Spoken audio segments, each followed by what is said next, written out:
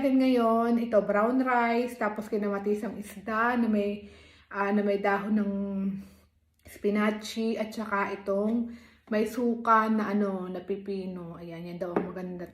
So yan, thank you Lord. Na-bless na natin yung food of camp. Thank you Lord sa food natin for today. At i-bless niyo po itong mga pagkain natin ngayon. Ayan. At i-bless niyo rin po yung mga nanonood sa atin ngayon. So ayan mga friendship, lantakan na natin na rin ang kain. Diga? Ayan. Higupin mo natin yung sabaw. Kaunting-kaunting asin lang din ang inilagay ko din eh. Pwede na rin naman. Hindi siya ganun kalasa. Ang healthy lang talaga siya. Tapos ito yung pipino na may suka. Suka lang siya. Hindi siya yung mga bawang-bawang. Simple lang.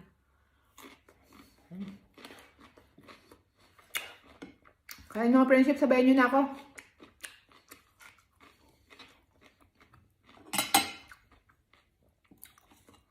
Bumili ako kahapon ng isda sa sa supermarket. Ayan medyo presko naman. Grabe brown rice tayo ngayon for a change. Hindi sanay si mother. Sanay sa kalderong kanin. Kailangan mag-diet. Kain na yan. Grabe yung brown rice na.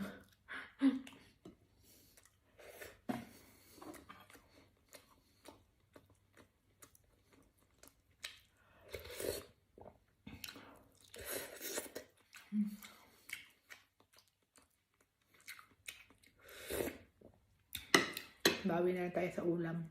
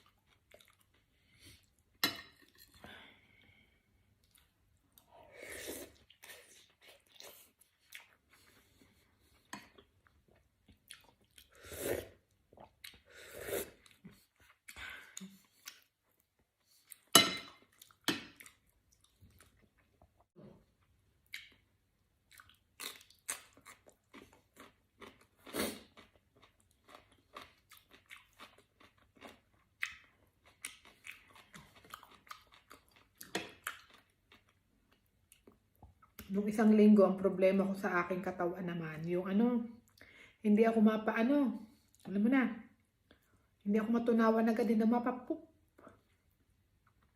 Yan ang problema ko dahil 5 araw ko hindi napagay. Oh, naku, napakasakit ng likod ko.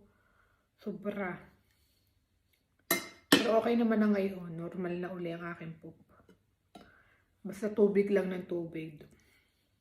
Tsaka healthy foods lang, mga green vegetables.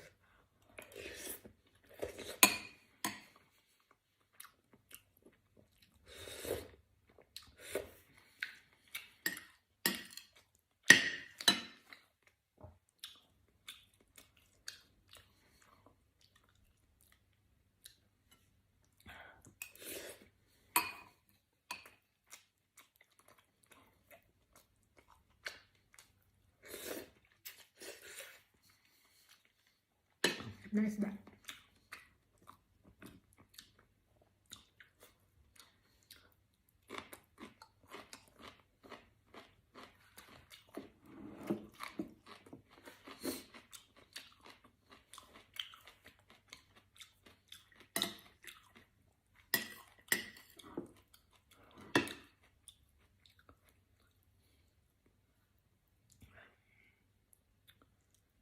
That is life.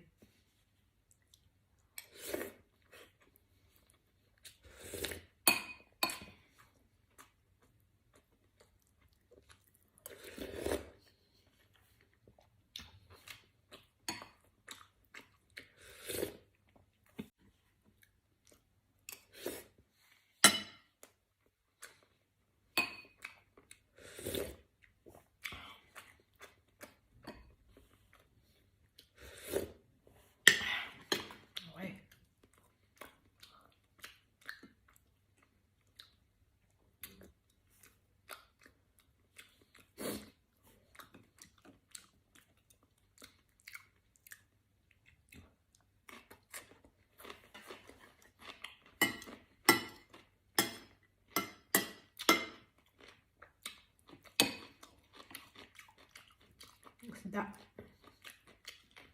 Ako lang mag-isa sa bahay. Dahil si Shin nasa school. Si Daddy Shin naman nagwo-work. Tapos yung mother-in-law ko, yung biyanan ko, nasa part-time niya. Ako naman ay naka-maternity leave na, 3 buwan ng tiyan ko. Pero naka-maternity leave na ako. Kasi sa restaurant ako nagtatrabaho. So pagka sa restaurant, pwede ka na mag-maternity leave ng maaga.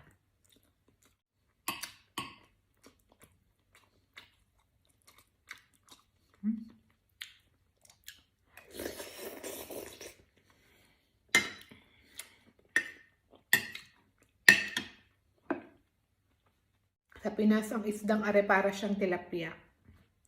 Pero ang tawag din ni orata.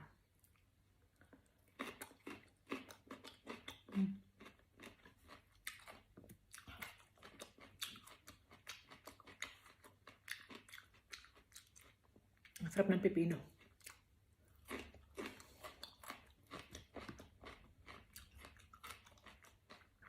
Diba sa pipino?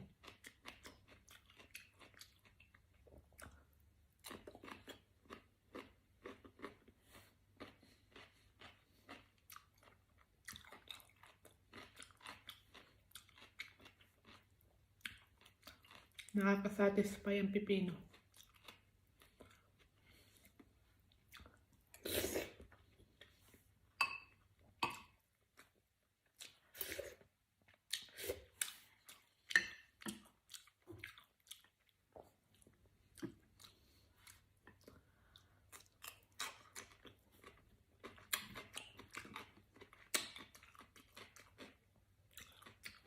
Sarap sa suka.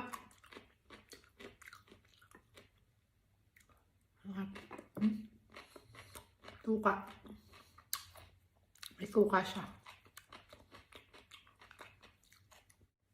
Na may bawang.